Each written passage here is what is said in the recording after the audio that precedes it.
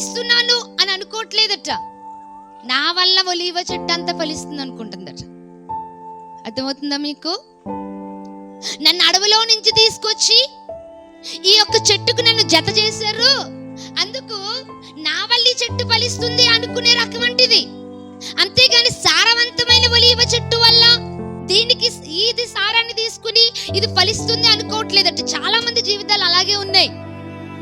నా వల్ల ఇదంతా జరిగింది కదండి, నేనే పాడగలుగుతున్నాను, నేను కాబట్టి చదవగలుగుతున్నాను, నేను కాబట్టి ఇది చేయగలుగుతున్నాను, నేను కాబట్టి నా వల్ల ఇది జరిగింది, నా వల్ల ఇదంతా, నేనే గనుక లేకపోతే అక్కడ ఇది జరగకపోయేది అనుకుంటున్నారట.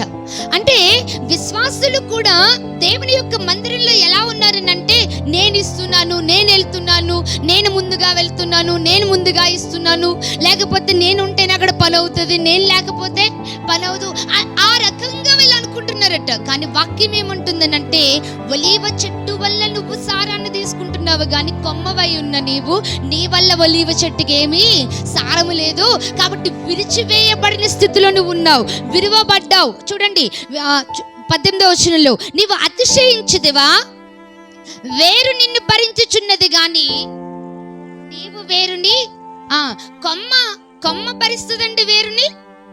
వేరెవరిని భరిస్తుందట? చెట్టునున్న కొమ్మలన్నింటినీ భరిస్తుంది.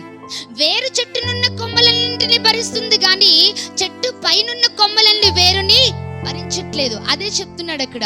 ఓ విశ్వాసిగా నువ్వు ఉన్నావు, నేను నిలకడగా ఉన్నానని నువ్వు అనుకుంటున్నావు, కానీ వేరు నిన్ను భరిస్తుంది, కానీ నిన్నెవడు భరిస్తున్నాడు రా బాబు?